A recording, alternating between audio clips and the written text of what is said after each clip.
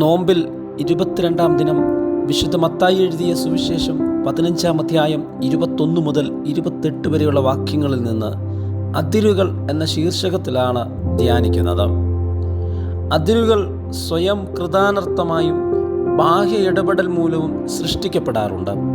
തൻ്റെ മകൾക്കുണ്ടായ ഭൂതോപദ്രവം വിട്ടുകിട്ടാൻ കർത്താവിനോട് അപേക്ഷിച്ച് വന്നതാണ് കനാനിയ സ്ത്രീ.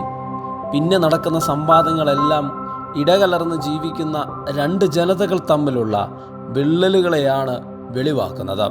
തങ്ങൾ എത്രമാത്രം ബന്ധങ്ങളിൽ നിന്ന് ധ്രുവങ്ങളിലേക്ക് അകന്നുപോയി എന്ന് വെളിപ്പെടുത്തുന്നതാണ് ഈ സംവാദം.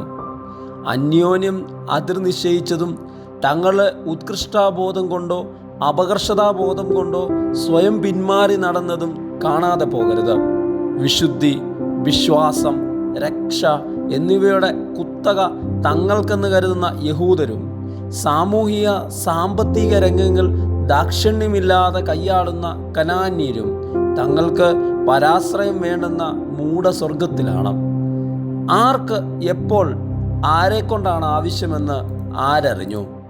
യേശുവിനെ പോലെ കനാനിയ സ്ത്രീയെപ്പോലെ സ്നേഹത്തോടെയുള്ള ഒരു പരിഭവം, വിട്ടുകളയൂ എന്നൊരു കെഞ്ചൽ, ഒരു മാപ്പ്, ഇതിൽ തീരാവുന്നതല്ലേ ഭൂരിഭാഗം പിണക്കങ്ങളും. പിന്നെ ഭൂതങ്ങൾ ഓടിയൊളിക്കും, സൗഹൃദത്തിൻ്റെയും സൗഖ്യത്തിൻ്റെയും വാതായനങ്ങൾ തുറക്കും. നിയതമായ ചുവടുകളില്ലാത്ത ചില സംഘനൃത്തങ്ങളിൽ കിനാവിലെന്ന പോലെ അതിരുകളിൽ നിന്ന് ആളുകൾ ചേരാറുണ്ട്. സുവിശേഷത്തിൻ്റെ തീജ്വാലയായ കാണ്ടമ വർഗീസിൻ്റെ ജീവിത പ്രയാണം 19-ാം നൂറ്റാണ്ടിലെ അവസാന ദശകങ്ങളിൽ ആരംഭിച്ചു. 10 വർഷത്തെ ദാമ്പത്യത്തിനു ശേഷം വൈദവ്യം, സ്ത്രീ സ്വാതന്ത്ര്യം ഒരു പ്രഹേളികയായിരുന്ന കാലത്ത് എത്താവുന്ന ഇടത്തെല്ലാം പള്ളികളിലും തെരുവോരങ്ങളിലും സുവിശേഷം പങ്കിട്ടു. 1919 ആരംഭിച്ച സുവിശേഷ സേവികാ സംഘത്തിൻ്റെ തുടക്കം മുതൽ 20 വർഷം സഞ്ചാര സെക്രട്ടറി.